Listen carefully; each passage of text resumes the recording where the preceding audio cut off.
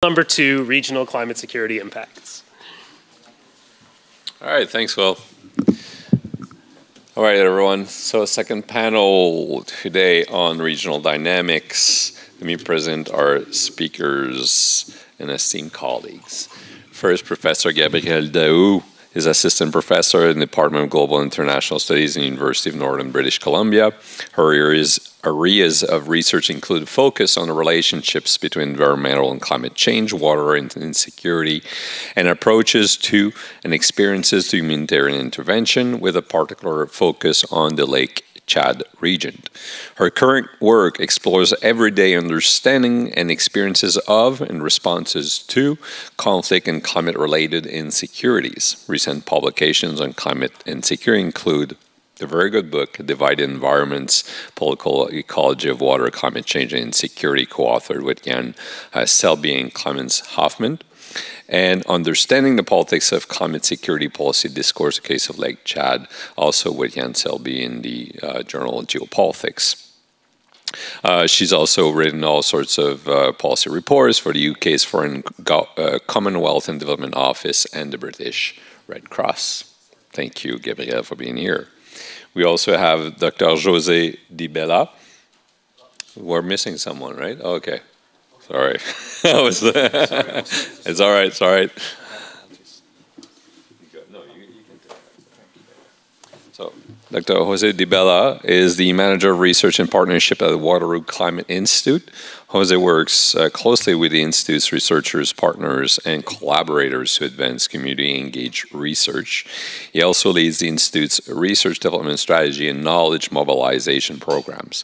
José's experience includes a significant international focus on the social and economic aspect of climate change adaptation and disaster risk reduction, as well as the design and implementation of climate sustainability strategies. José is also an adjunct assistant professor in the Department of Geography and Environmental Management. Thank you for being here.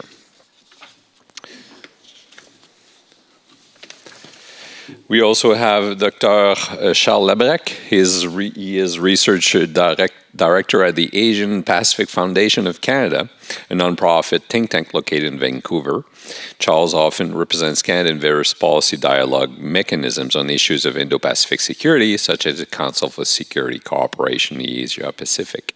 Before joining APF Canada between 2015 and 2017, Charles was lecturer in international relations and Canadian politics at Simon Fraser University. He graduated with a master's degree in international studies from the University of Montreal and a PhD in political science from Université Laval in Quebec City. His research interest covers Canadian foreign policy in Asia, subnational relations, and Canada-China relations with specific focus on human rights. Welcome, Charles. And we also have Dr. Colette Salemi, who is Assistant Professor in the Department of Economics at the University of Victoria, British Columbia. Her development in environmental economics research focuses on migration, conflict, natural resources, and ecosystem services. It draws on remotely sensed geographic information system, GIS data, as well as household microdata. She uses quasi-experimental approaches to evaluate the impacts of forest displacement on the landscape and to better understand the relationship between conflict and food resource security. She is also interested in natural capital and forests from a sustainable development ecosystem service perspective. Dr. Salemi received her PhD in applied economics from the University of Minnesota in May 2022. She also holds a bachelor degree of Arts and Political Science from Williams College, an MA in Middle Eastern Studies from the University of Chicago, and an MA in Public Policy from the University of Chicago. Also welcome. So, shall we go like it says on the program with Gabrielle first? Is that okay? Sure. 15 minutes each. All right, I'll try to time myself. Do you have a PowerPoint? No. I do not. All right.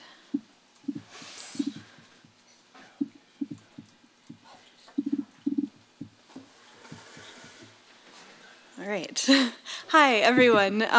Thank you for inviting me to be here. It's already been a really, just really interesting and thought-provoking morning.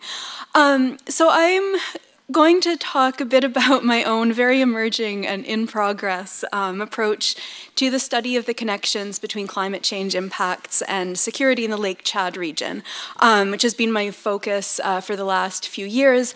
Thank you to Bruno for already providing a fantastic overview of some of the international geopolitical and historical dynamics in the broader Sahel region, which are themes that I explore in my own work. And as maybe a framing, perhaps a warning, I'm sort of at a moment in terms of the questions that I've been asking and the issues that I've been exploring around the sort of climate security relationships in the Lake Chad region, where it's sort of this point of transition that some of the questions that I'd addressed in previous work, I'm simply interested in, or have, or think that other questions are equally or perhaps even more important and interesting. And so hopefully my presentation today isn't too sort of wandering and rambly, given that these are issues that and questions that I'm very much in the process of thinking through.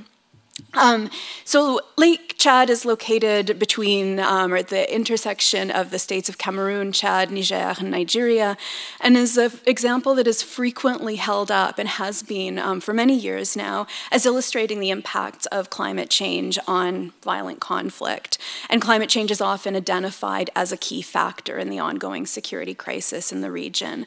And this narrative that identifies climate change as a cause or a main contributing factor to the crisis has been repeated by heads of state from all 4 countries bordering Lake Chad, by regional institutions such as the African Union and the Lake Chad Basin Commission, by UN heads and agencies, by numerous UN Security Council members, by external political leaders, and in many think tank and media reports. And the narrative typically suggests that the impacts of climate change, specifically through impacts on the water levels in Lake Chad, have been a key factor driving insurgency and the resulting security crisis in the region since about 2009, 2010.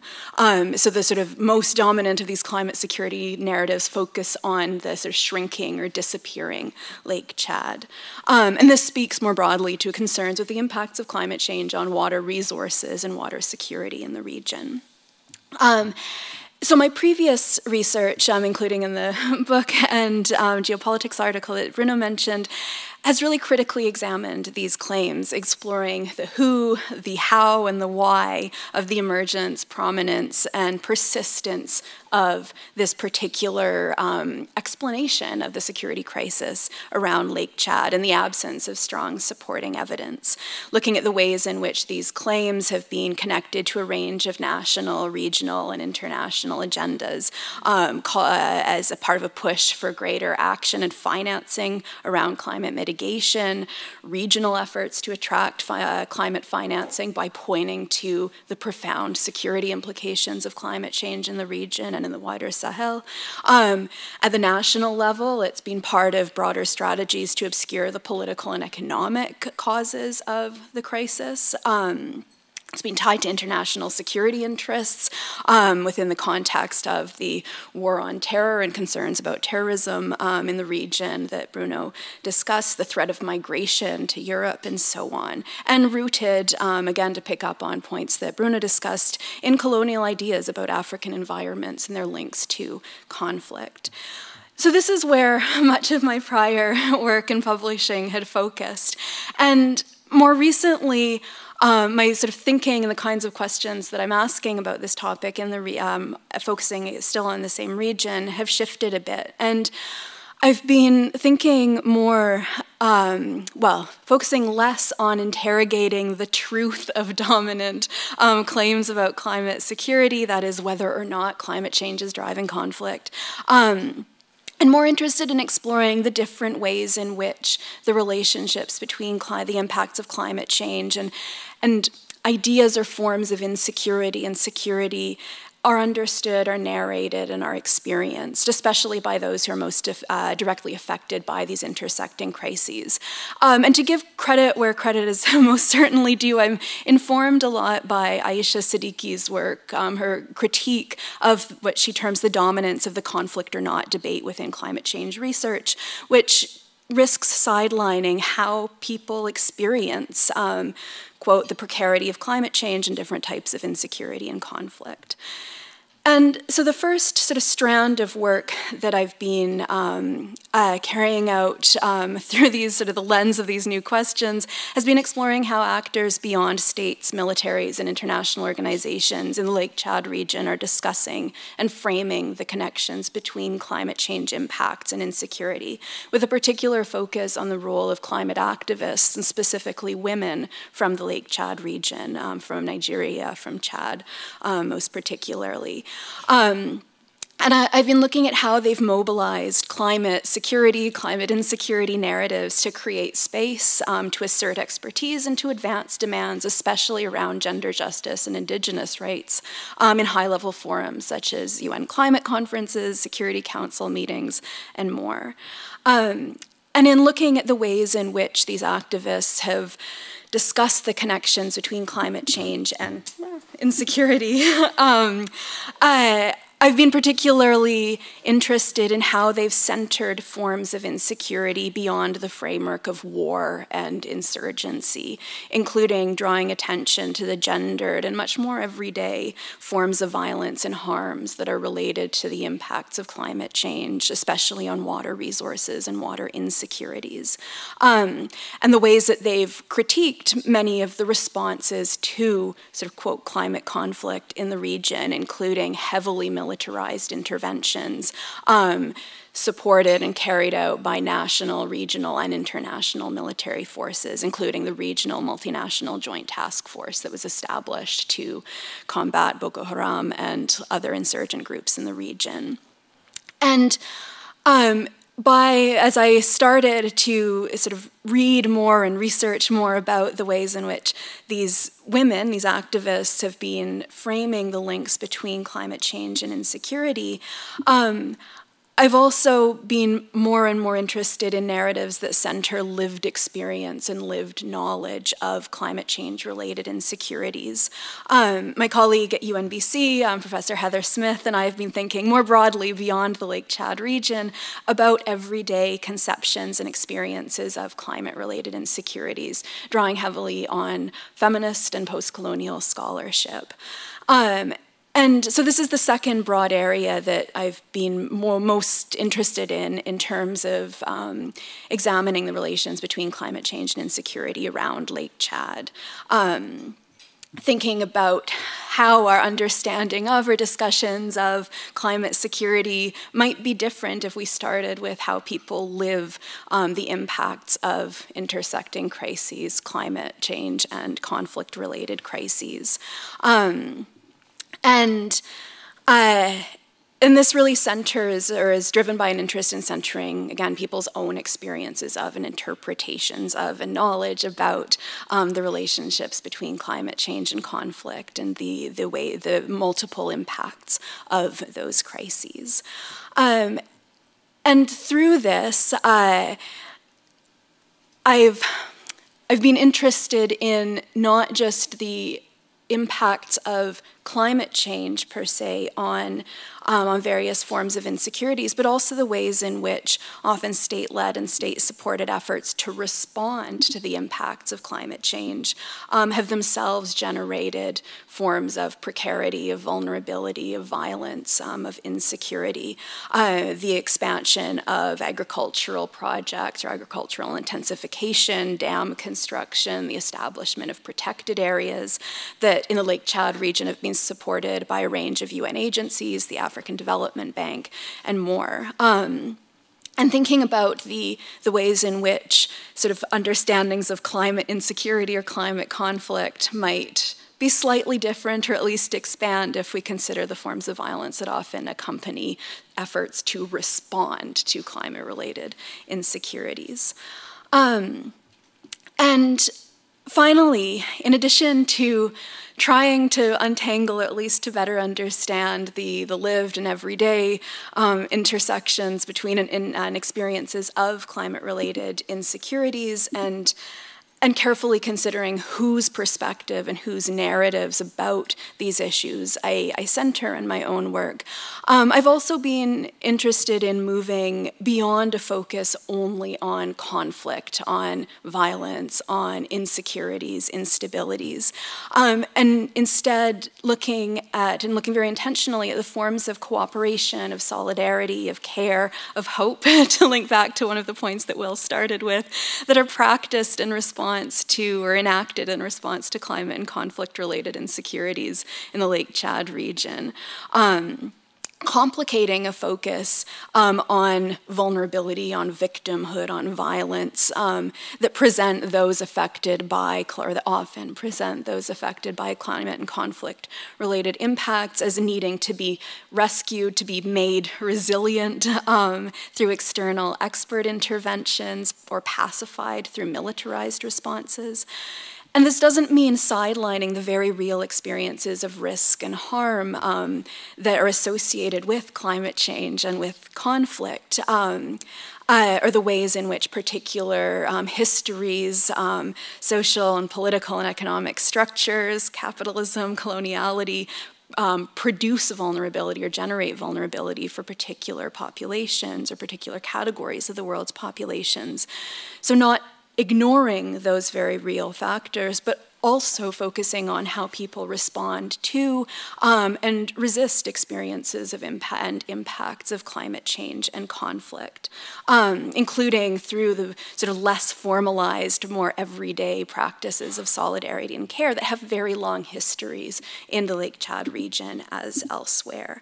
And so this is something that I'm just beginning to look at within the broader Lake Chad region, and including in the context of current research in Niger that includes a focus on, quote, traditional forms of social assistance and solid and informal solidarity mechanisms by communities that are responding to the pretty profound impacts of climate change and lengthy and persistent violent conflict and more recent political upheaval across the country, including in the regions around Lake Chad, without reverting, I hope, to the kinds of resilience framings that were discussed earlier, framings that it's up to people to save themselves, but rather focusing on the ways that people do even in conditions that are extreme and often quite devastating, put into practice forms of care and solidarity. And I think this is important broadly, but perhaps especially in relation to geographic regions like Lake Chad, which are often presented in dominant discussions of climate change and insecurity as predominantly, if not solely, spaces of conflict, of harm, of violence, and far more rarely as spaces of solidarity and care and hope. And so those are some of the questions, some of the areas of interest that I'm starting to think about or continuing to think about in relation to Lake Chad. So I'll leave it there.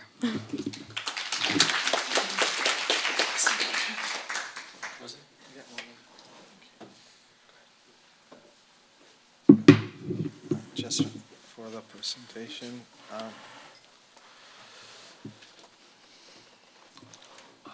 You need to run that? Yes, I was. Is there any way to? Oh, you'll. Oh. Yes, thank you. Thank you for the invitation to participate. I'm quite excited on the opening panels. I think they touched on many of the topics and areas of conversations that I think I'll try to touch upon around relationships and capacity. My interest has been more around the role of science and individual scientists in helping and supporting decision-making around climate change. And while I don't work directly on security issues, in fact, security is always on the back of our mind, I think, when we're working with communities in helping them craft and understand risk, but also helping them think about solutions to the future. And I think this is part of the fundamental effort that I think as scientists and researchers we're going to start facing, and ever more so a different role in a changing policy landscape. And I'll explain a little bit more. Please take the title more as a question for discussion than an answer, no? Next one, please.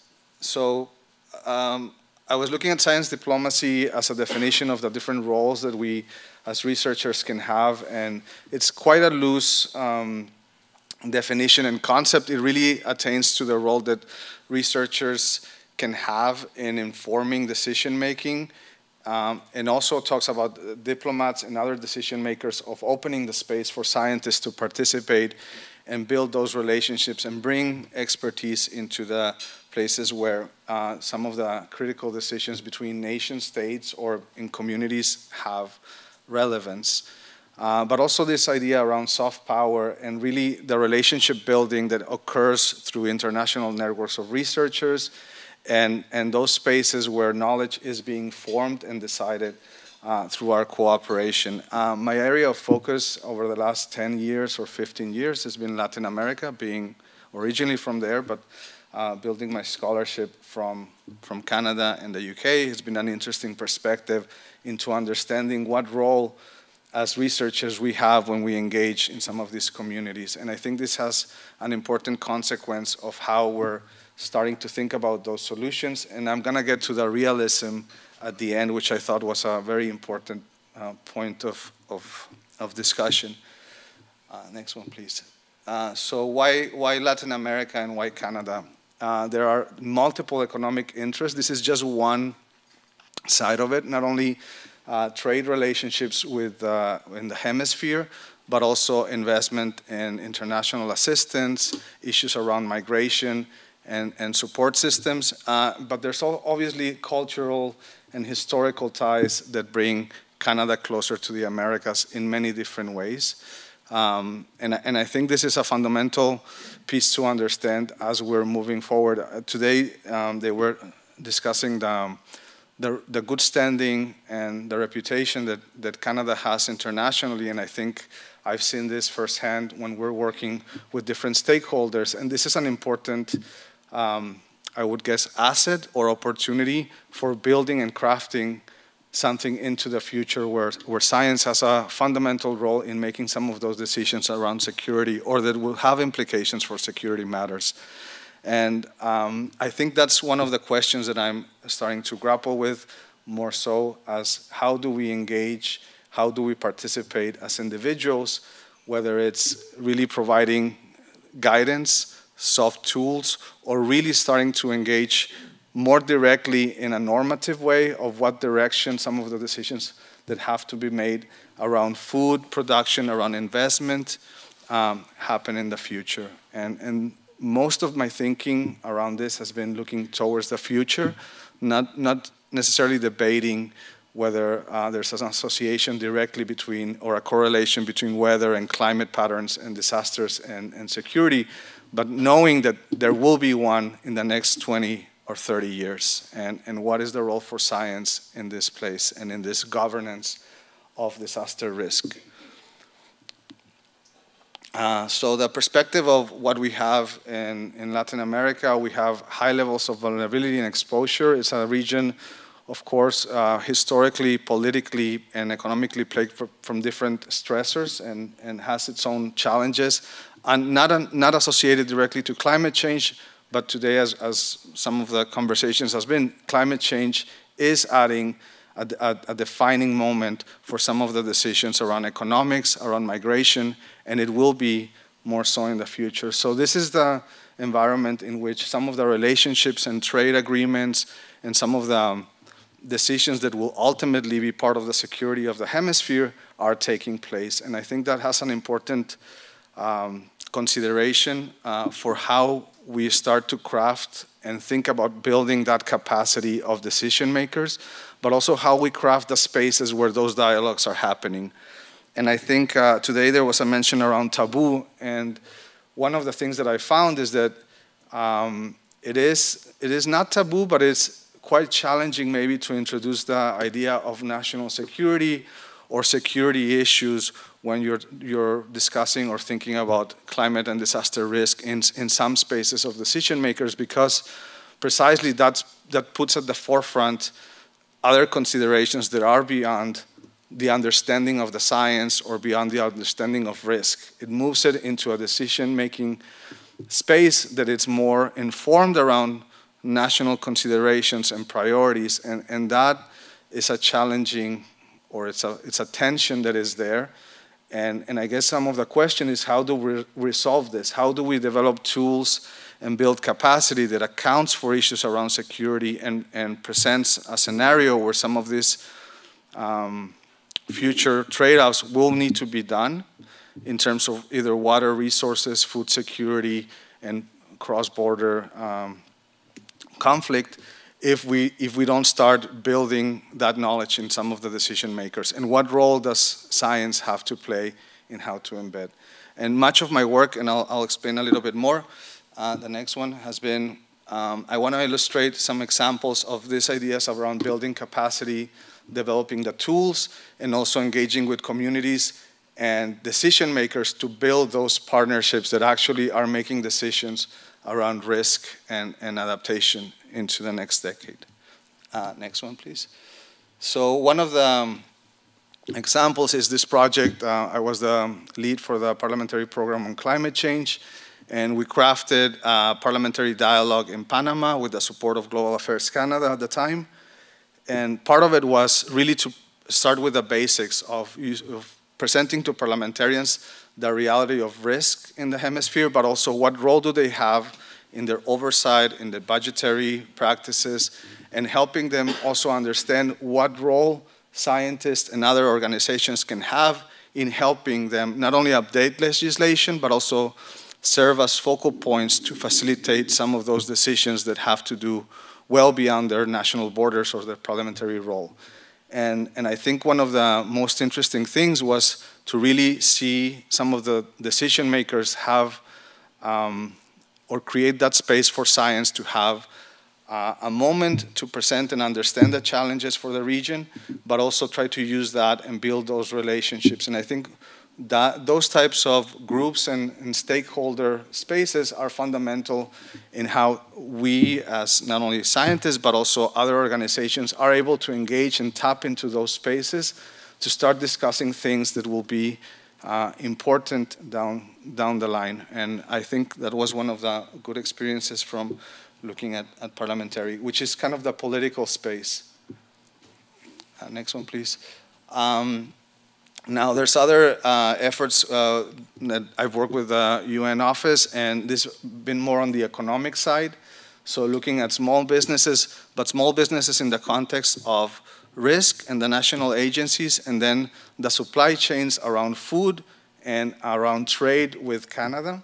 So right now, this has been worked over the last 2 years, but starting a new 3-year project around supply chains of critical inputs from Latin America to Canada. And part of this is trying to inform how either Canadian companies, but also communities that we're working with in Latin America are able to conceptualize risk, but also approach this as a learning opportunity for having a resilient relationship between two of the regions that are economically tied in some ways. And I think this presents some questions around sustainability as a way of preserving the status quo, but also it presents an opportunity for how we incorporate those views and what is the role of researchers in engaging in recommending some of the solutions that we need to strengthen some of those flows of goods. Those have important implications, in my view,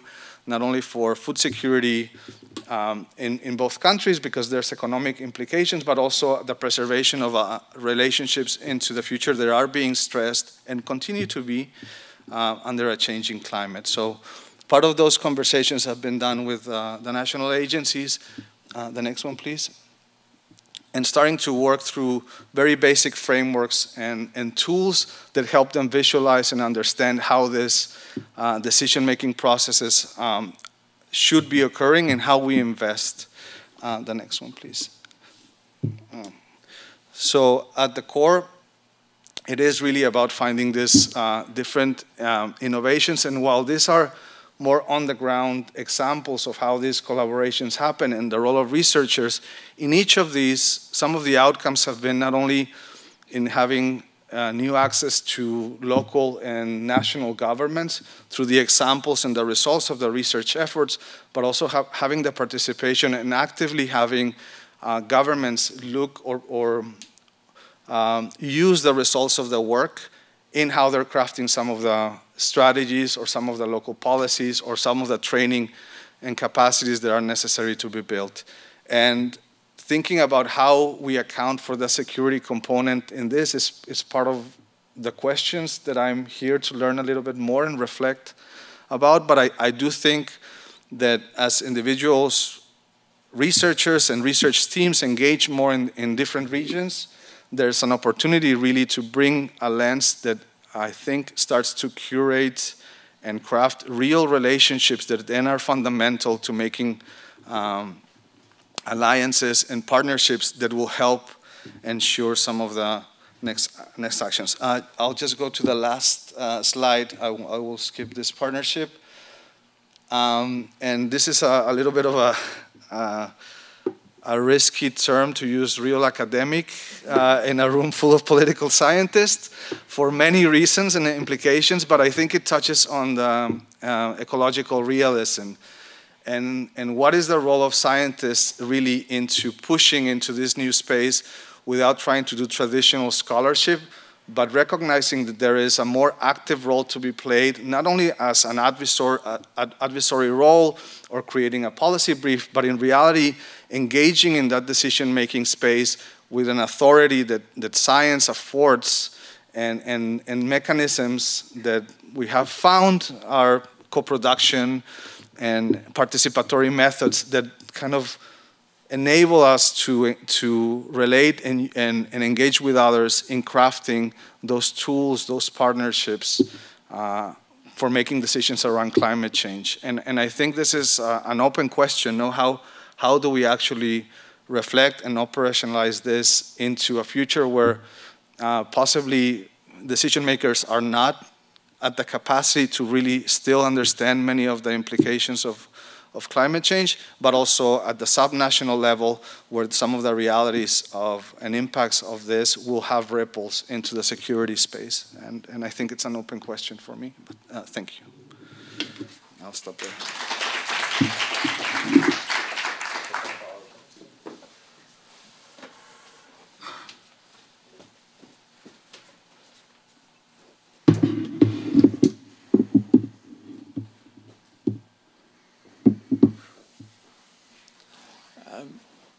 Hi everyone, my name is Charles Albrecht. I'm Director of Research at the Asia Pacific Foundation of Canada. We are a think tank that focuses on Canada-Asia relations. We have our main office is in Vancouver. We also have a smaller office in Toronto, and we'll also be opening an office in Singapore later this year as we've received funding under Canada's Indo-Pacific strategy.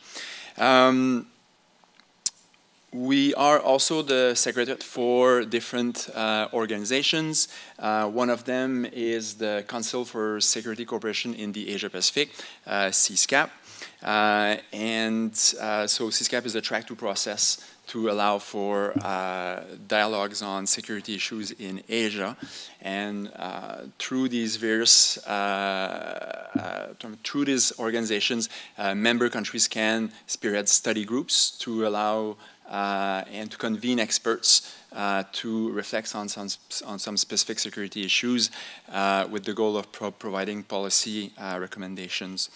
So there's an interest from CSAC-ACSC to work or to establish a study group on the effects of climate change on the Indo-Pacific. Hence my interest in this topic. So I'm a newcomer in the space. But I believe that not only the region could benefit from greater dialogue on the issue, but the region can also learn, the Indo-Pacific can also learn from other initiatives that have been put forward in other regions. So what I prepared is fairly general. I'll focus on the Indo-Pacific region broadly, mainly how and why is the region vulnerable to climate change, but also how is the region reacting and preparing for the threats it poses. So I look specifically at two countries, Japan and Australia. So climate change is particularly threatening for the Indo-Pacific region. If you follow the news or if you follow what's going on in the region, you've heard many stories about how climate change is already affecting the region. You may remember the bushfire season in Australia in 2020, 2021, floods in Pakistan due to melting glacier waters and heavy rain in 2022. It was the worst in the country's history. In 2023, in the spring, there were record heat waves in South Asia and Southeast Asia in the spring. And in April, many cities recorded the highest temperature ever. Even more recently, just a few weeks ago in December, Beijing suffered from its longest and coldest cold wave in modern history. So that was just a few weeks ago. And I could go on and on and on. According to a recent report by the World Meteorological Organization, temperatures are rising 2 times faster in Asia than the global average, which is expected to lead to an increase in the frequency and the severity of weather-related natural disasters in the coming decades. In 2022, only more than 80 natural disasters were recorded in Asia, mainly floods and storms, which killed over 5,000 people and affected significantly 50 million more, which led to material economic damage of more than $35 billion US. In addition to stronger storms, it's also expected that by 2050, rising waters will impact more than 1 billion people in the Indo-Pacific region. There's plenty of megacities such as Mumbai, Dhaka, Bangkok, Shanghai, and many more that risk of being submerged, and others could become unlivable due to heat. Of the top 20 cities that are expected to be the most impacted by coastal flooding, 15 are in Asia. And for small Pacific Island countries such as Kiribati or Tuvalu, rising sea level poses an existential threat, as some of them could be fully underwater by the end of the century. I'm sure we all remember Tuvalu's foreign minister's address at COP26, where he was standing at a podium just like this in the ocean with water up to his knees, just to put more emphasis on his point. So the security implications of climate change in the Indo-Pacific are immense. Why is climate change such a threat for the region? 3 main reasons. First one, Asia is very populated. It has 65% of the world population, so a lot of people will be affected. Second reason, development. While Asia has experienced incredible growth, economic growth over the last decades, Asia remains poor. According to the Asian Development Bank, 50% of the region in 2022 was still living under their country's poverty line. And lastly, governance. It's also an issue for many countries in the region, which further impacts their capacity to prepare adequately for a changing climate. So these 3 issues will only amplify the consequences of climate change, further making the region vulnerable to climate change. So how is the region reacting to the increased threat posed by climate change? So I looked at 2 countries, Japan and Australia, to see how they're perceiving and integrating the threat of climate change in their defense and security policies. So I'll start with Japan. Japan is known, of course, for many great things, but it is sadly also known for the severity and the frequency of the typhoons hitting its coast. There's an average of 2.6 typhoons reaching Japan's main islands every year, and as warmer surface water increase, so are the risks of stronger storm. So in its 2022 National Security Strategy, Japan recognized that as climate change intensifies, it has to prepare for more and severer natural disasters and to also face more serious energy and food problems. Japan also needs to prepare to lose some of its land territory, as some of its territory, especially in the north, could be underwater by the end of the century. And at the regional level, Japan also recognizes that the effect of climate change will affect and aggravate already existing security concerns. It could aggravate, for example, migration crises, intensify disputes over islands and territory in the East and South China Sea, and affect fish stocks distribution, which could create further challenge with transboundary water management. In its 2022 defense strategy, Japan recognized that extreme weather will increasingly challenge its self-defense forces as the demand for humanitarian assistance and disaster relief missions will only increase, which will add pressure to its defense forces and impeding on Japan's deterrence and defense capacity. A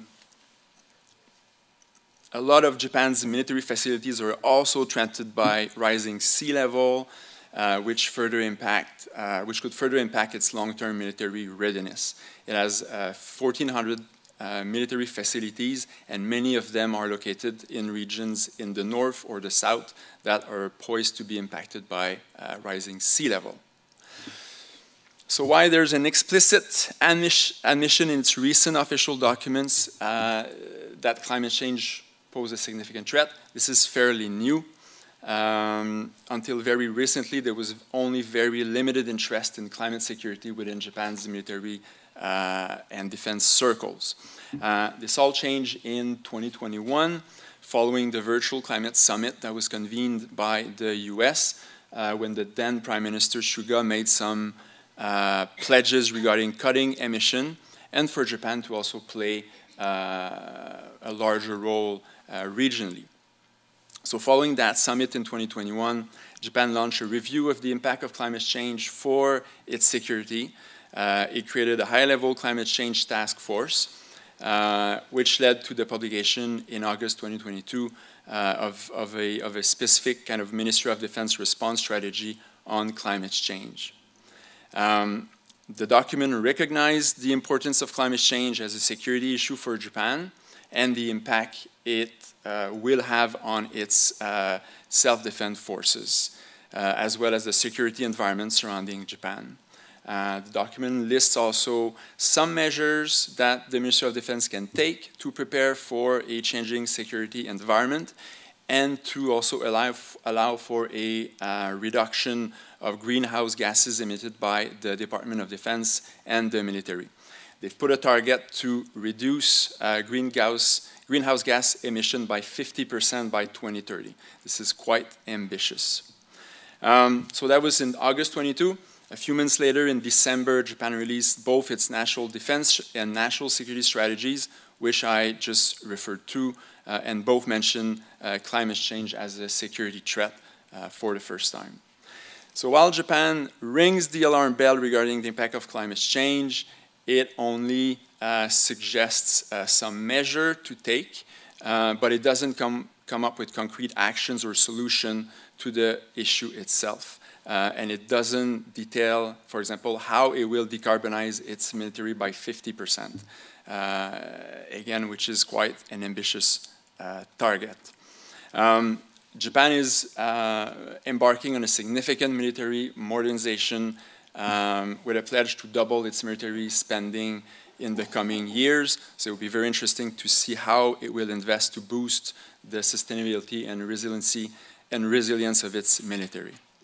The second country I'm looking at is Australia. So I'll go quick on that point. So Australia is another country where the impacts of climate change on its national security has been clear. Just like the Japanese, the Australians also brace themselves for more disruptions due to climate. Prime Minister Anthony Albanese, shortly after being elected in 2022, said that the security implications of climate change are real and cannot be ignored. Contrary to Japan, though, the Australian government has been looking at how climate change will have an impact on its security for a longer period of time. It's mainly since 2007. They mentioned in their defense and security strategies the security threat that climate change poses since 2008. They launched several initiatives, mainly to raise awareness and to foster conversation between military, industry, and academic. For example, to find innovative ways to provide renewable energy to its bases. But a report in 2015 by the Australian Climate Council kind of concluded that Australia was behind some of its allies, such as the US and the UK, and that it had taken very little action to ensure that its military is prepared for a changing climate.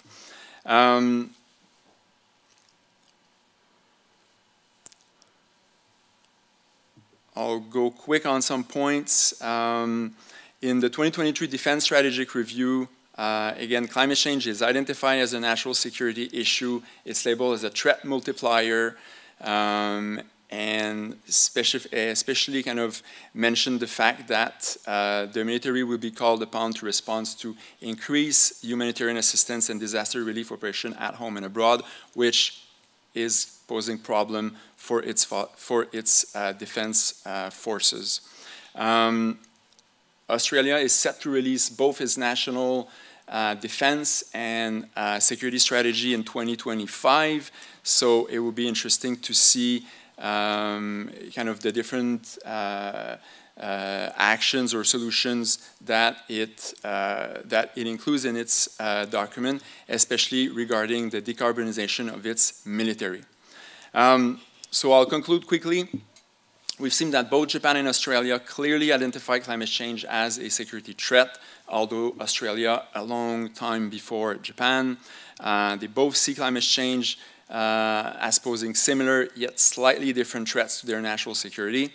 They're both concerned about the increased pressure that climate change will have on their military. But besides stating that that defense should be a force of last resort to help deal with that type of situation, they do not propose adequate solutions to the problem that they've identified. They also both recognize the importance of the military to contribute to carbon emission reduction. But again, besides Japan having taken a very ambitious pledge, they don't come up with concrete actions to help their military decarbonize. So Japan has a very ambitious target. We'll see what Australia comes up with. But it really seems that while the security implications of climate change are accelerating, the region, or at least Australia and Japan, seems quite slow to react to it and to propose clear solutions to help address the issues that they identified. Thank you.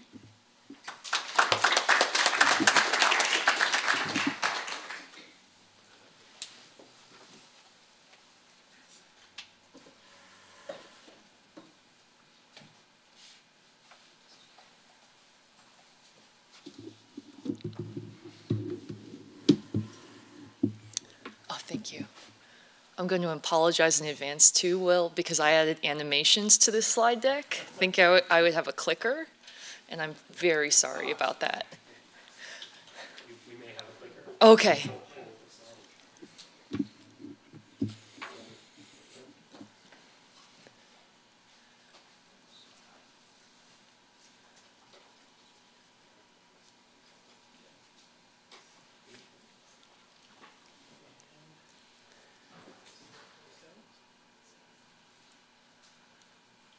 Oh, nice. Ask and you shall receive. Thank you so much. Right. Greetings, everyone. My name is Colette Salemi. I'm an assistant professor at the University of Victoria. I started here in July of 2022, so I'm in my second year right now. I want to thank the organizers for putting this event together. It's not every day that an event that you would normally want to go to is being hosted in the place where you drink beer with your colleagues for fun. So I feel very privileged that, that we're here today at UVic and I was able to take part in it. So the title of my talk is Climate Security in East Africa, Refugee Camps, Locusts, and Improved Cook Stoves. Before we get started, I want to reassure you that that is not the title of a paper that brings together all three of those things, because that would be a weird paper. It'd be like a 200-page paper. But instead, what I wanted to do today is offer a bit of a sampling of some of my work that is presently ongoing, so not yet published, that I think is salient for this audience. So actually, I'm going to be doing a bit of a sampling of 3 separate projects, the third project being 2 separate papers. We were doing good before. Oh, yeah, here we go. So I already got a nice introduction, so I'll skip all of that. So as I mentioned before, my objective is to just introduce you a bit to my current research agenda, the good, the bad, and the ugly, including places where I'm a little bit frustrated or a bit stuck.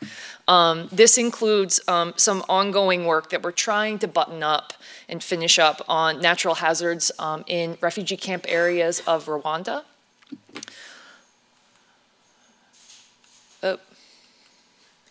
Oh. It's because this isn't the screen that you're seeing. That's what's going on. So in terms of the rest of my agenda, I'm also currently working on some research looking at the impacts of locust swarms on agricultural households in Ethiopia. There we're a little stuck on identification, but I think I actually have a plan to get out of it that will really open up our ability to do more work on the impacts of locust infestations on the Horn of Africa.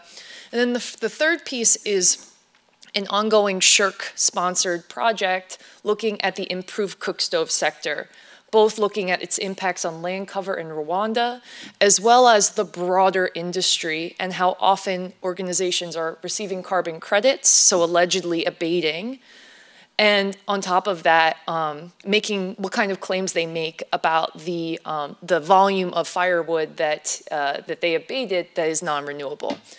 But I have some other work from the recent past that's of relevance.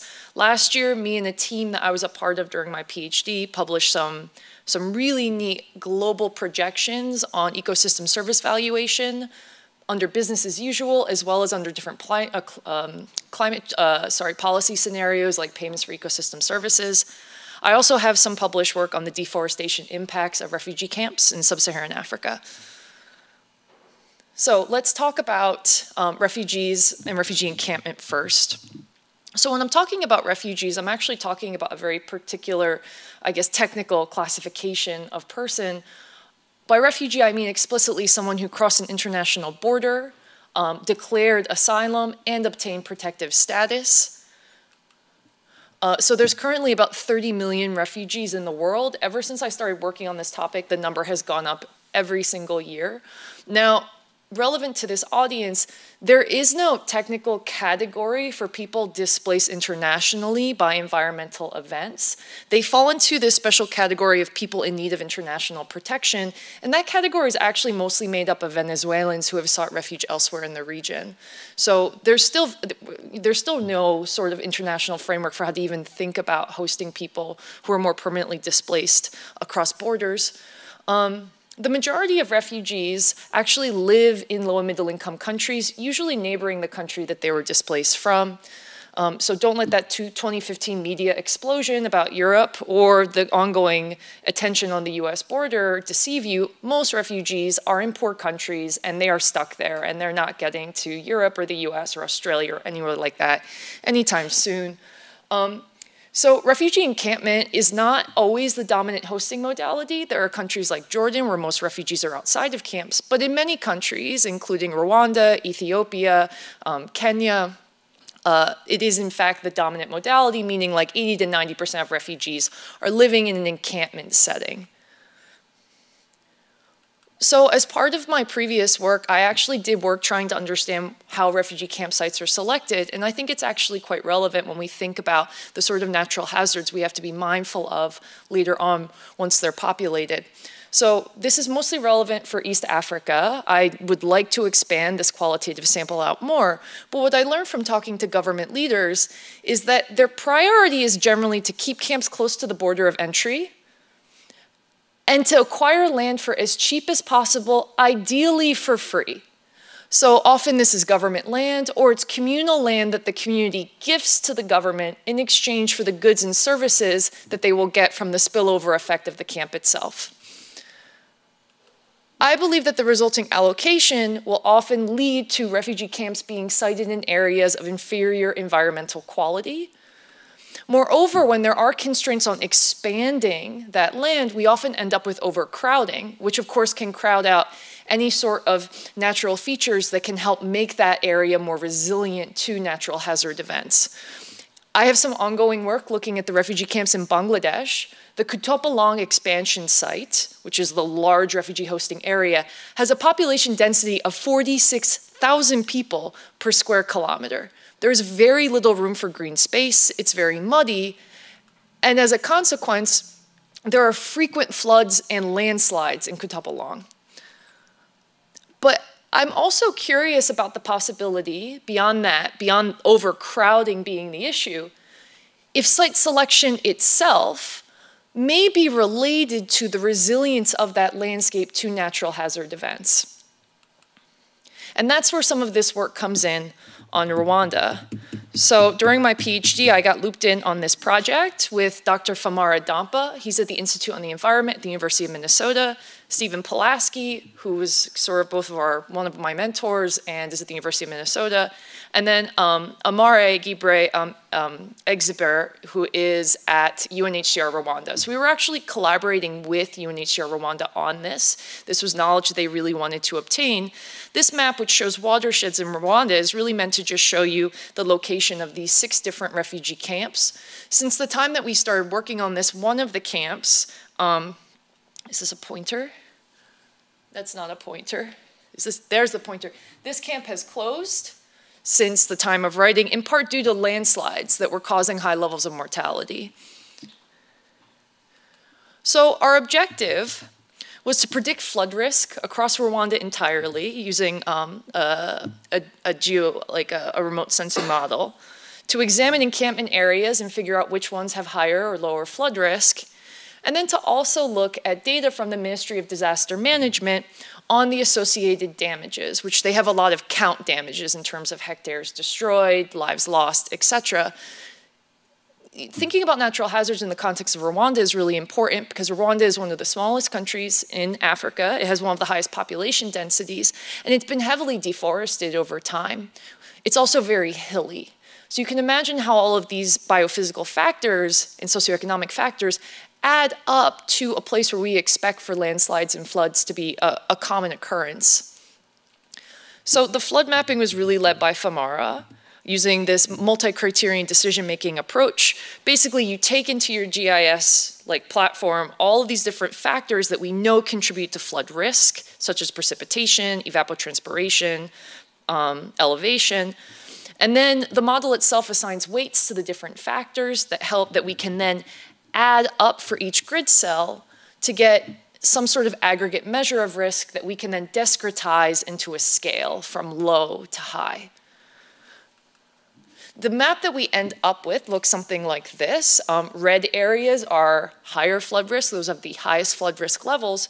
What you'll notice is that actually not all of the camps, like this camp right here, are not particularly high flood risk, but several of them are, particularly Mahama camp down here, and then this camp as well, these two, we do see higher elevated flood risk levels. The results that we find in our map for Mahama actually match data from the Disaster Management Agency of Rwanda. This is 2013 to 2021 data on counts of different types of damages, but hopefully in the back you can see that the agricultural damage is much higher in the district where Mahama is, as well as damages to homes. Now, a part of me finds this unsatisfying because I worry that this data suffers from aggregation bias. Before you notice that there was likely within district variation of flood risk level. But here we're lumping everything within districts, so we're also losing a lot of important variation as we do that. I wish I could get more explicit information about exactly where these events occurred. We also looked at landslide risk, although there we relied on a pre-existing map, as well as the landslide damages. The camp that I mentioned that has closed was one with a very high landslide risk and damages. I've been trying to think about how to bring more of the natural hazards disasters framework into this by linking everything to vulnerability, but that's actually been really challenging just because of the aggregation level of the household data that I have. But if anybody has any ideas, let me know. So with 5 minutes remaining, I'm just gonna talk about the locust project we've been working on. If you're interested in cook stoves, we could talk about it later. Desert locusts are fascinating. They're these grasshoppers that during their solitary phase are basically just grasshoppers. They're not particularly threatening to the ecosystem or to agriculture, but under the right bioclimatic conditions, they morph into something very different. With heavy rain and mild temperature, there's rapid population growth. The World Bank has recently expressed concern that heavy rains coupled with mild temperatures may become more common as the oceans warm and tropical storms become increasingly likely in the areas where desert locusts are prominent. When this occurs, they actually mutate to a gregarious phase where they become wingless hoppers and then sprout wings and take off as adults. And they will migrate from the place they are all over as much as 100 kilometers a day as they search for more and more vegetation. So this can have really devastating impacts for farmers. With Shakefall and Amy Damon, we have been using data from the FAO about sighting locations, along with the Ethiopian Socioeconomic Survey from 2011 to 2016, to try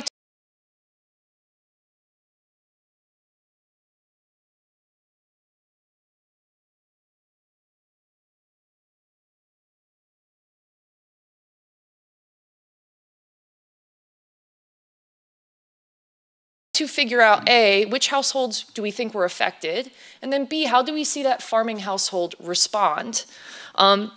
We are very confident that the FAO data is incomplete. These are sightings. It's not a full depiction of everywhere where they landed and did damage. So we apply this high split model to predict their traversal paths and the timing, which we then use to assign households to treatment or control. If you fall within a buffer of 10 kilometers, within a path, we consider you treated. I don't think this is the best way to identify that, and I'll get to that at the very end. And then we use a difference in difference methodology to see whether or not a large swarm event that occurred in 2014 can be associated with certain types of farmer adaptation strategies, depending on the time of the planting season when the farmers were affected. So this is data showing in blue where the swarm observations occurred in the FAO data, and in the yellow, where our households are located. The ESS has geospatial data on household location.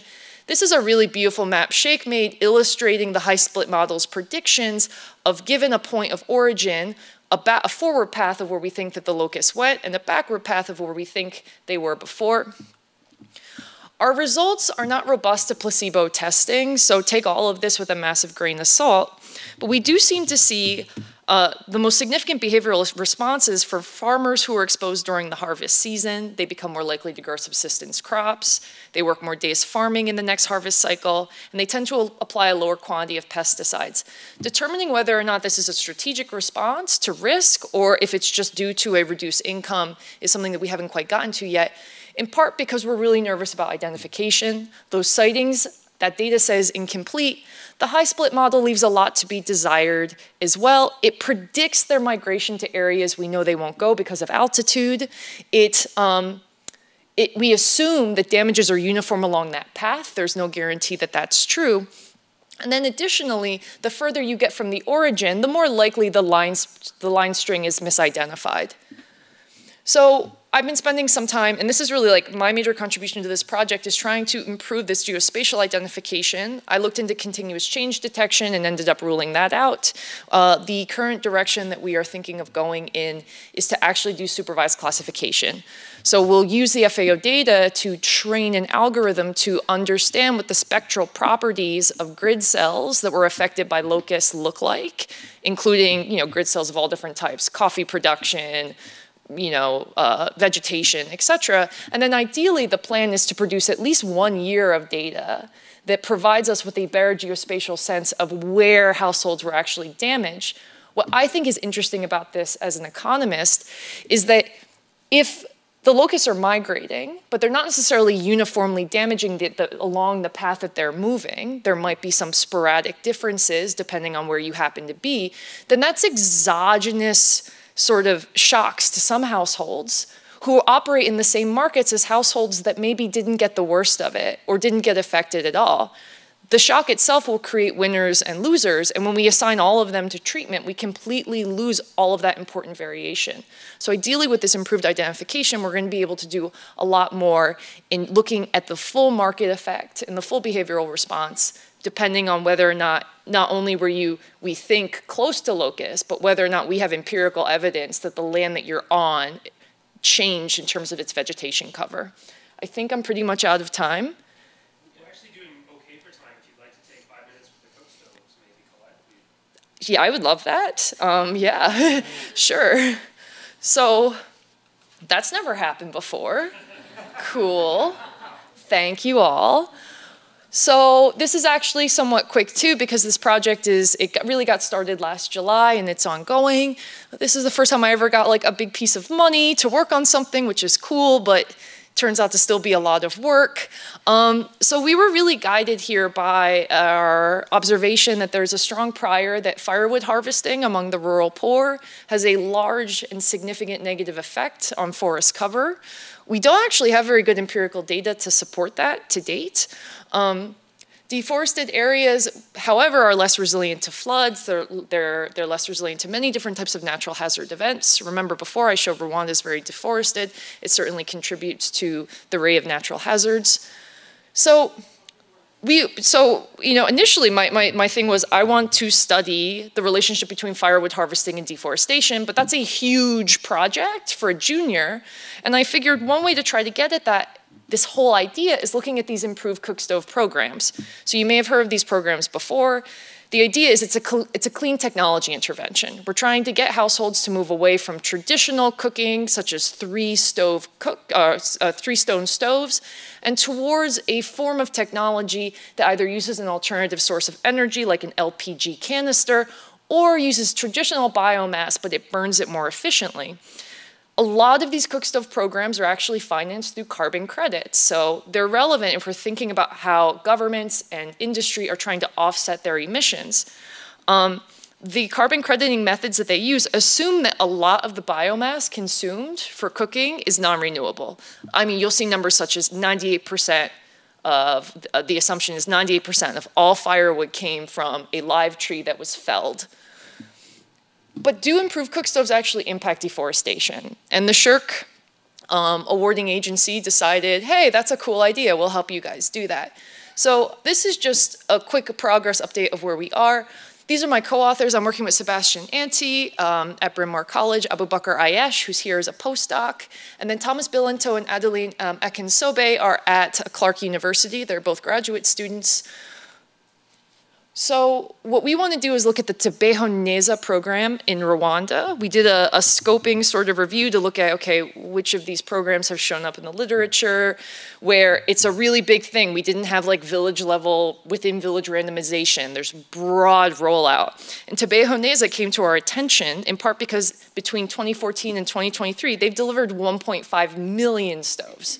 That is a lot in a country of less than 20 million people. I mean, over 11 million people they claim have benefited from their program. Their stove burns traditional biomass more efficiently. It's delivered pro bono. It's not through some sort of market mechanism. They've invested a ton in marketing and training and user guides. And I think that's one of the reasons why past studies have found that their take-up rates have been quite high. So this is where we are right now. Again, this is also my first time like negotiating an MOU and building a partnership with an agency, or in this case, a social enterprise, which has been harrowing because what if we find results they don't like? Like, this whole thing could still blow up in our face. We don't know. But we've negotiated the MOU. We're waiting for them to get back to us and sign it. Hopefully they didn't get cold feet. Otherwise, you may never see this paper in the real world. We're currently also working with Thomas and Adeline, who are our remote sensing team, to build good geospatial data using Landsat remotely sensed imagery. This is actually going to be, believe it or not, the first geospatial assessment, like causal assessment of whether or not these cook stoves actually do anything in terms of the land. So we're very excited. We have reasons to, we don't really have any strong priors going into it. We just want to see what the data tell us. I'm also doing some work with students just really quickly who I invited, but that's why I added the slide, but they're not here, and that's okay. But so I've got this team of undergrads who are also going through all the documentation we can find on different improved cook stoves. So we're looking at the Clean Development Mechanism, Vera, pulling their rosters. And we're just trying to better understand their properties, like what countries are they operating in? What % of biomass do they claim is non-renewable? How often do they make deforestation claims? What type of carbon credits do they get? Do they move from the Clean Development Mechanism to seedier markets later on? We've seen that a couple of times. So this is all ongoing, but we're going to be at the Canadian Economic Association this summer presenting a poster of our progress at that point. So that's all I have. Thank you for the extra time. I really appreciate it. I probably went more than 5 minutes again accidentally, so thank you for your patience. Thank you. We had a very disciplined panel until Will opened the door to chaos. All right, so we have, I think, 30 minutes. Questions? Anyone want to start, break the ice?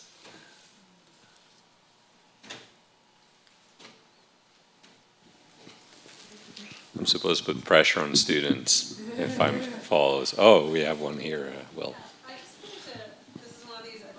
Please introduce yourself first. Yeah, so I'm Julie MacArthur from Royal Roads University. It was for Gabrielle Dost, was it? Yeah. I just wanted to give you a little bit more time and maybe a prompt to speak more to the other side of the processes. So I was really interested, and I think it's so important not just to focus on the victimhood and the disaster side of things, but that, as you spoke to it, the agency and the resilience not in a, so deal with it better. But I'd really love to hear what some of those mobilizations looked like in the cases that you're studying. Do we have another one before I pass the mic, or? All right. Do you want the mic? Give it. Sure. And maybe I can provide a bit more before I try to answer your question. Provide a bit more sort of context in terms of how I sort of came to some of those questions. So I mentioned that some of my sort of initial work looking at sort of broad climate security narratives around Lake Chad, which are all of my work was very critical of those narratives, and looking at how, sort of government actors, UN agencies, regional organizations, and so on were, sort of advancing this idea that in, sort of high-level forums that climate change is, causing Lake Chad to shrink, and that's what is, sort of driving, or at least, sort of really strongly contributing to the security crisis in the region. And so the sort of, my approach was very critical. And one of the things that sort of emerged from that work that was interesting, I guess, in that work was that you have, sort of a number of, sort of often young women from the region who are really active in, sort of climate activism, and were, sort of repeating, or at least advancing, sort of very similar narrative, right? And some of the, when I was doing interviews for that initial work, one of the, sort of, critiques, let's say, was, they're being co-opted, right, into the, as the local voices who are, sort of that, and this was much of the sort of attention to, sort of climate conflict around Lake Chad was so it really began in 2015, at a COP conference in Paris, and so there are all the sort of French interest in the region that Bruno had spoken a bit about. But it's one of the sort of, one of the explanations that, one of the points that people I was speaking to made was, they wanted these local voices, and if, it's women, that's even better, right? Which I think is, maybe there's something there about, sort of co-optation, but the removal of agency from, this sort of these activists it seemed problematic, right?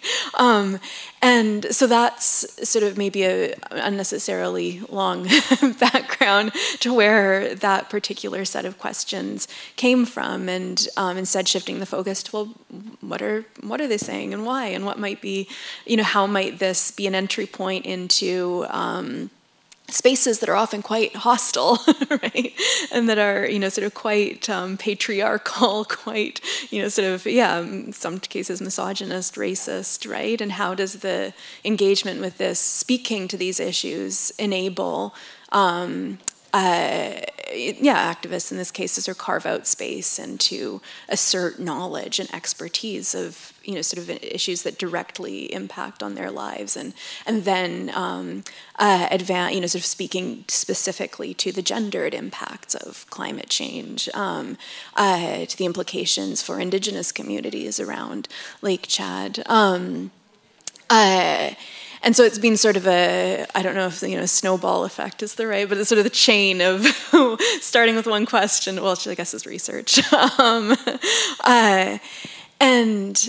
So that's a bit about sort of where I came to some of these questions, and then the sort of how do you move beyond a focus on victimhood while also recognizing that that there are sort of really profound experiences of displacement, of violence, of sort of vulnerability, of risk, but also acknowledging that even in conditions that are sort of extreme, that people manage to, often drawing on long-standing forms of knowledge, do manage to sort of care for one another, for their environments. And I think the sort of how of doing that, it's some of that work is I'm just beginning that, but I had briefly mentioned a project that I'm involved in Niger that involves that includes a focus on and in sort of thinking, it's part of a much bigger project on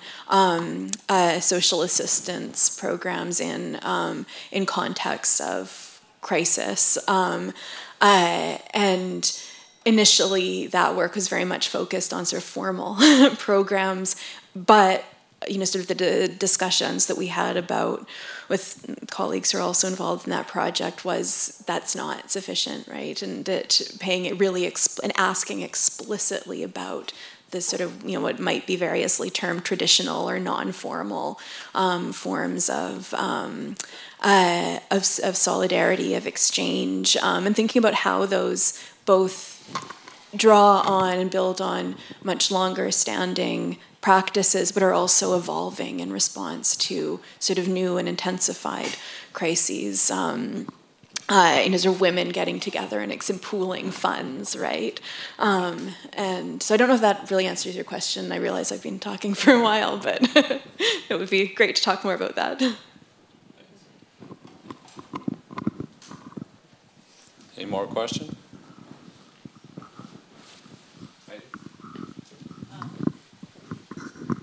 Hi, Dr. Heidi Hart.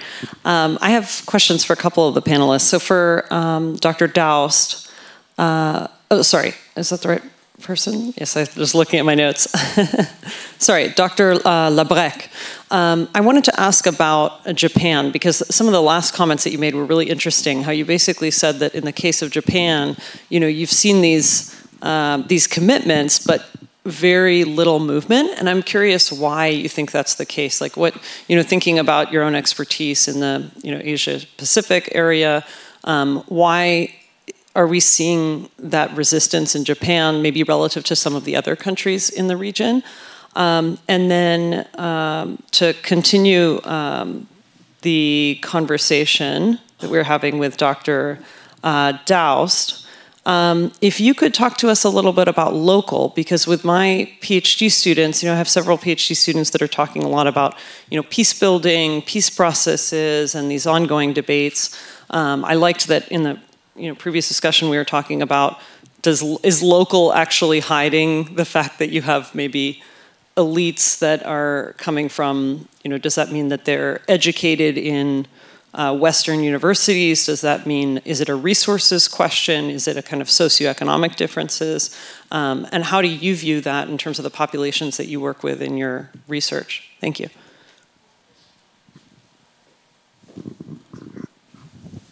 I'll start. Thank you very much for that question, and and I guess it's always interesting when you do explanatory work because it does open a lot of other research questions, and I ask myself that same question. I do not know. I don't have an answer to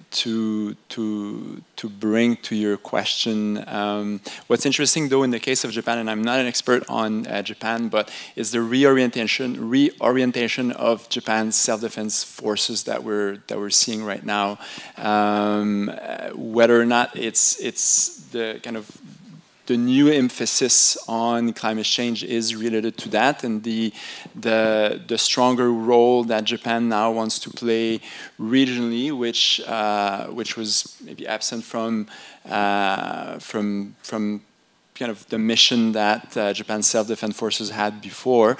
Whether or not it had an impact, I'm not sure. But when I was doing the research and the work for that presentation, I ended up asking myself the same question. So it's something that maybe I'll get to work on in the future. But and especially as we are looking at kind of Japan's reorientation of its and reinvestment in its self-defense forces, that should be an interesting aspect. But unfortunately, I do not know. But it's a very good question. Thank you. Yeah, just to say that the timing is interesting too, because you said 2021, and thinking about how NATO has been trying to engage further with AP4 and Japan in particular.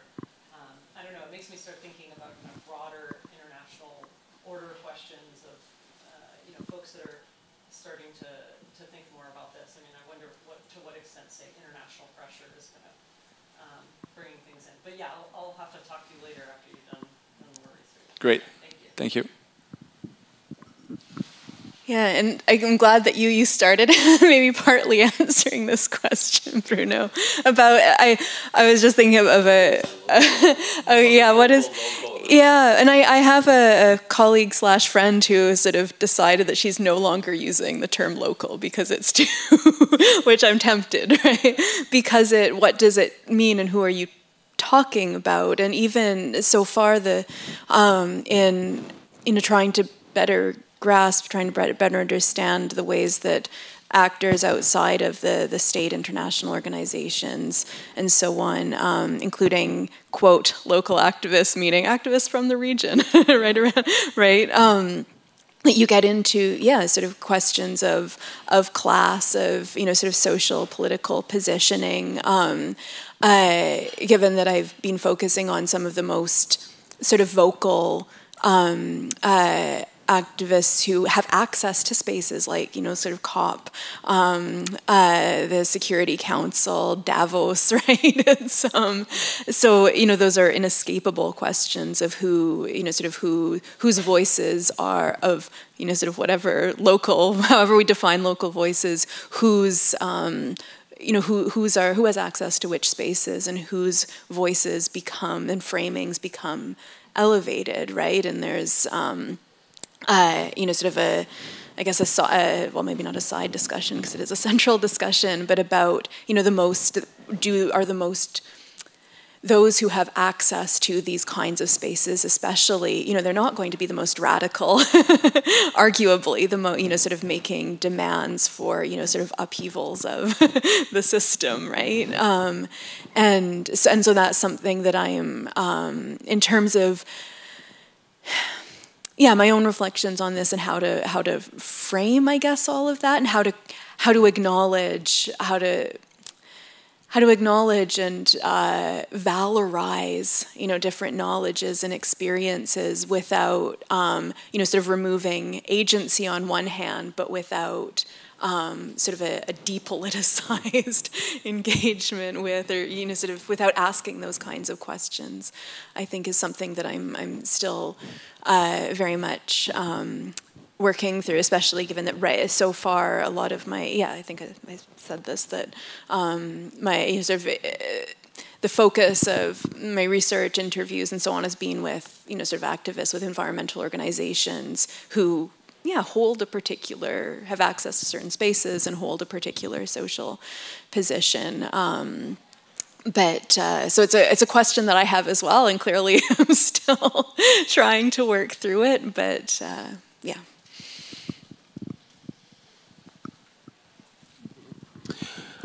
Thanks to all the panelists. That was really great. I have a couple questions for Colette. You gave us so much rich detail on those projects of yours. That was wonderful. I have a quick question about the Cook Stove project, and then a slightly less focused question about the refugee siting project, refugee camp siting project.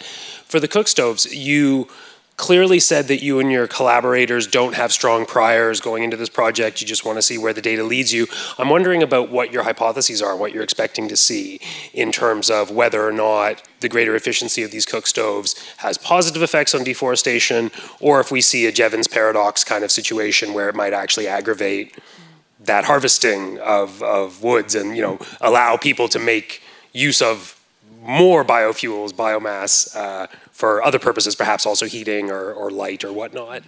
The second question about the refugee camps is what you made me think of was potential similarities between the decision-making processes that go into citing these quote-unquote undesirable kinds of infrastructures and the way in which that produces decisions that put them in these more environmentally precarious locations. And I'm wondering if you are either aware of existing work or just have any response to whether there might be similarities with other kinds of institutions, and I'm thinking here of penitentiaries, I'm thinking of prison siting decisions, which might have a similar kind of relationship in terms of not being particularly desirable, but producing localized economic benefits that might have a kind of similar calculus involved.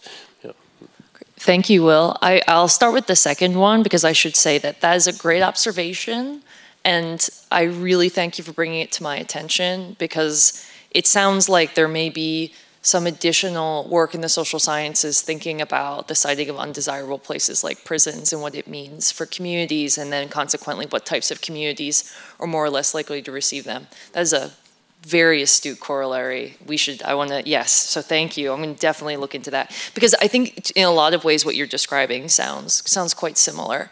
Probably one of the major differences, again, would be like, before I describe them as spillovers, but in reality, some of the benefits that communities get are really directly applied to them, just as UNHCR and other partners have recognized that you can help build social cohesion if you can allow, for example, open up the school in the camp to the neighboring community, or make sure that they have access to the boreholes and potable water. So it's not even just like the economic spillovers. It's also like what we would often call inclusive services. But still, this is a really useful corollary. The challenge that we have with formulating a hypothesis is that it's just so hard to know where to begin. The priors in economics are that, you're consuming biofuels, that is going to lead to clearing once you've exhausted available dead wood that's reachable on foot. But then the challenge is, okay, what's the volume of dead wood that we think is around? What's the volume of trees? What is the energy potential of these different trees? Different species of trees burn differently. Are people consuming wood and then they're burning it when it's wet versus dry? So it's really hard for us to think through, like, even building a conceptual model that can help guide hypotheses. But I think, to your point, one thing that we are mindful of, look, it's never satisfying in a paper, and I know that political science as a discipline is usually better about, we have hypotheses we are testing and we will state them. And economics is often just like, let's see what we find. But for me, usually you start with a conceptual framework to build a hypothesis. Again, the challenge is that the existing frameworks we have tend to heavy-handedly push us towards a certain a certain reaction. And I think to your point, though, the effect could potentially go in other ways if there's some sort of structural transformation that is also influencing the way in which people like basically use non-timber forest products. So, for example, if thinking really like a theoretical sort of world, if reduced foraging time means that people now work more and they have a higher income, that could potentially lead people to consume more from forests, just a movement up the environmental Kuznets curve. So I don't know if any of you have characteristics about how you would present that kind of, a paper like that when you're like, for us, it's more of just talking about state of knowledge and possible pathways. But at this point, too, I'm also just trying not to let any priors kind of weigh in on the hypothesis, just to be like a more honest scholar about it, given the fact that we don't have a good conceptual model to help guide our expectations. So, yeah, I wish I had a more satisfying answer to that. Thank you. We still have some time. Are you all too hungry? Okay, go ahead. Thanks. This is for Colette as well. I'm Nicole Bates-Seymour. I'm a postdoc here in public admin in the Health, Environment, and Communities Lab. So Colette, picking up on what Will was saying, this doesn't come from science, but from observation, because I worked in Tanzanian refugee camps for years along the Rwandan border. And one of the things is that the surrounding communities to those camps fared way poorer in terms of any kind of human development indicator. And so there was a real discrepancy between the camps being sites of health provision, education, et cetera, compared to the communities on the outskirts. My question, that's just a comment. My question is about the cook stoves and thinking about, so again in Tanzania, I had a friend who was planting quick-growing forests for cooking because of the deforestation around the town that I lived in, and thinking about maybe not greenwashing, but the switch or the impetus to LPG cook stoves in Rwanda that have canisters, the petroleum comes from somewhere, there's transport costs, this assumption of green energy or green cook stoves that is creating a market for those cook stoves, for the petroleum, and putting the burden on the individual who could otherwise potentially harvest trees under the guise of deforestation, right? That resonates with us here because deforestation is a bad thing. So I'm wondering if, and in terms of priors, like if you could just comment on kind of the politics of that in terms of thinking about like what are we securing here, and what are we valuing when we proceed or pursue policies like that? Thanks. Will, we had another question there from Simon. Shall we take it and conclude with that? Actually, I've got a comment as much as a question. It's fascinating as a geographer to sit here listening to political scientists and economists doing geography questions. And, it's just and to Beth's point earlier. I mean, it's encouraging in terms of methodological pluralism and not getting hung up on particular necessary ways within disciplinary methodological straitjackets to do it. So long may it continue. I guess one of the other points that it strikes me, having been at this game for more than 30 years, is that in some ways the stories keep coming round. It is, whether anybody's noticed or not, the 30th anniversary of the publication of Robert Kaplan's Coming Anarchy cover story in The Atlantic, which is the key article that put this on the policy agenda. And it is now 30 years. And there was all sorts of stuff about Africa at the heart of this, that it's fascinating to reflect on what we have learned and what we haven't learned. I think that there's a couple of points that are worth noting. First is that we have learned that these questions aren't going away. We have also learned that we need to engage them practically. But one of the things that I think has changed dramatically, and it was sort of implied by Beth's comment earlier, is that this is now becoming part and parcel of a much larger discourse. It's been taken seriously, finally, all these years later. And my question to Bruno and Gabrielle really is, have either of you read Ken Follett's Never? What? the Ken Follett's recent novel, Never, because what's fascinating is that now finally it is beginning to become part of the larger discourse, because Ken Follett's nuclear thriller has a character that is a female migrant from Lake Chad. And it's part and parcel now being worked into the popular understanding of global security. So I gather neither of you have read the novel, so there's the answer to my question. But I do think it is really important for graduate students, particularly in the room, to have the courage of their convictions to ask those questions without the methodological straitjacket. So this morning's 2 sessions have been most encouraging. Thank you. Thank you. So I'll give the mic to Colette, and maybe if everyone wants to say a last word or whatnot, we'll have some time. And thank you, Simon, for bringing up coming anarchy, because I've been thinking about that article for a year, and I always hesitate to bring it back into my articles, but now maybe I should mention it. Thank you so much for this question. I want to focus on the cook stoves question, because I also struggle with this as well. In the case of Rwanda, the stoves were deliberately selected to use traditional biomass. But in the case of the refugee camps in Bangladesh, there's been a massive effort to roll out LPG stoves to every household. Now, on top of the fact that if we really did the accounting, does this constitute as clean technology when you consider the fact that they're imported from China, that we're burning a lot of LPGs too? But they also constitute a hazard because when there's a fire in this overly populated camp, they just act like catalysts. I mean, everybody has a small bomb in their home now. And so there's been multiple incidents where large parts of the camp have burned down, in part because of the LPGs. So there is a lot for us to step back to beyond like the claims that they're making about abated non-renewable biomass, just about the structure of the intervention itself. The other complaint I often hear is that the technology itself, because there's an incentive to deliver at lowest cost possible, is the cheapest, junkiest version of any form of, simple cooking technology you can get. Like these aren't the stoves you would pick up at REI, right? It is the inferior third cousin of that stove, so they can be unreliable.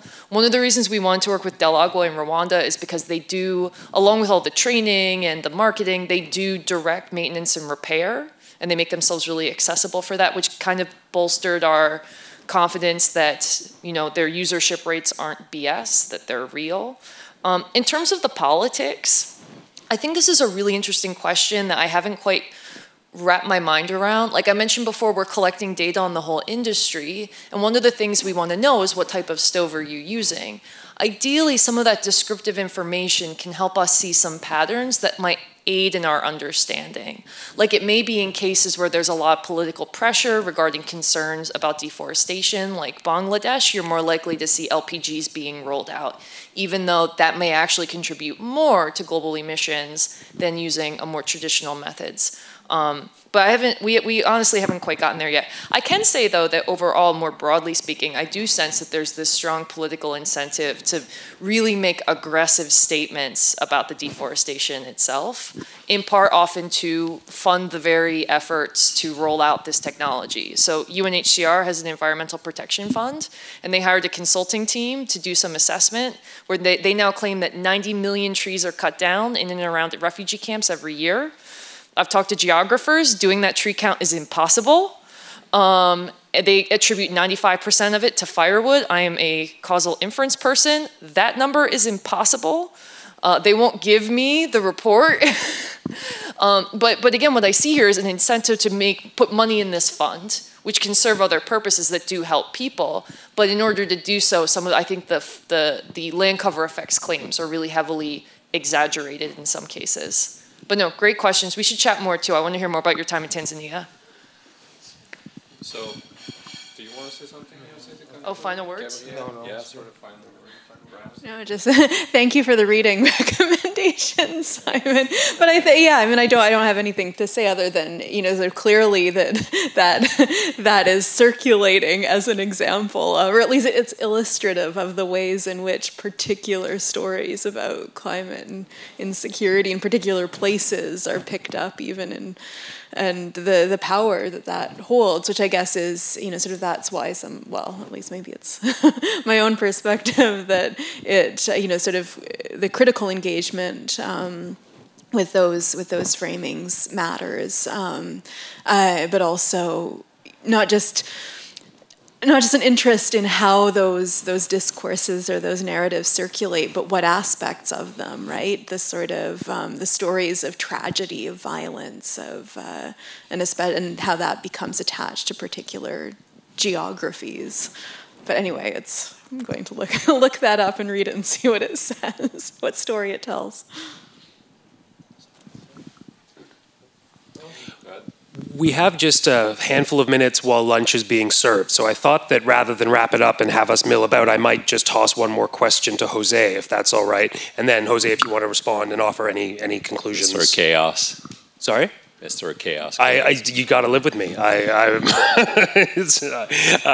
So my question, Jose, is about how the relationship, the scientific, diplomacy, and technological relationship is between Canada and countries in Latin America is perceived from Latin America.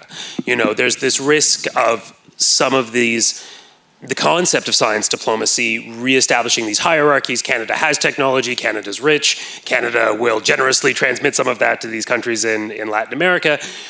And I'm wondering whether or not there's any kind of pushback at perhaps the implication of that kind of a hierarchical relationship, but also to tie back to something that Beth said, I thought very interestingly during her presentation this morning, about the way in which Canada might actually be well positioned on some of these questions precisely because it straddles this line between being developed from the north, wealthy, prosperous, but also being a primary resource extractor, also being implicated in many of these dirty processes, not having clean hands, and being able to speak to different constituencies and actually maybe have some kind of trust that would be harder on the part of a country that didn't have that kind of economic base itself. Does that make sense? Any response to that would be great. Thank you. Yeah, thank you for the question. I think an important piece of that is not necessarily about the role of Canada and their presence in Latin America. It's about the idea of how we're working through some of the research partnerships that at least I've been participating in, and in some ways the methodologies and the tools that we're helping to co-create to address and visualize some of the solutions in places like Latin America. And I don't want to touch too much on what has been discussed on Africa, but this idea of who is represented and what voices and what aspects of that community are coming into the tools that then are brought into spaces to make decisions, I think that's where there's a fundamental role for and responsibility for the researchers participating in that. And whether it's understanding and visualizing it expressly and bringing it to light as there's a narrative being built, or there's a decision, or there's a preference being given for some choices over others that are informed by power, by investment, or is it a bigger effort or a bigger lift on the role of researchers to think about the methodologies in a meaningful way that actually reach into the community, and you do a lot of the work behind that to make sure that some of the tools that are then being brought into those spaces where decisions are made are fully representative of many of these experiences, many of the needs, and also there's not a selection of the leaderships, but a recognition of the emergent leadership that ultimately is necessary to make some choices around adaptation. And I think that's where the initial idea of co-production and participation comes into the role of science diplomacy, agreed on the hierarchy. And maybe this is also because every time I work either with parliamentarians or some of these communities that I've engaged closely with local farmers or small businesses, I come at it as a Latin American scholar in some ways, although I'm doing my work from elsewhere. But I do think there's going to the point, Beth, of the role of Canada, the way that we have been testing some of these methodologies and the way that we have found responses from either ministries in governments, local agencies, or civil society has been quite positive, precisely because of that perception being said explicitly as an example of maybe not a strict hierarchical intervention. And I do think that there's an important relationship between the countries in the hemisphere and some of the communities that are actually animating those relationships, where it's scientific, political, on the not the traditional negotiations, but on the B sides, on those friends and partners that are being done through these research collaborations. And the question is more, how do we think about those relationships into the future, and what role can they play into helping us address some of the risks that we have? But I hope I answered, but I just wanted to go back to, thank you for posting it. I was fearful that it came off as a kind of a animating that intervention and approach, which was not. Well, thank you, everyone. Join me in thanking our panel, please.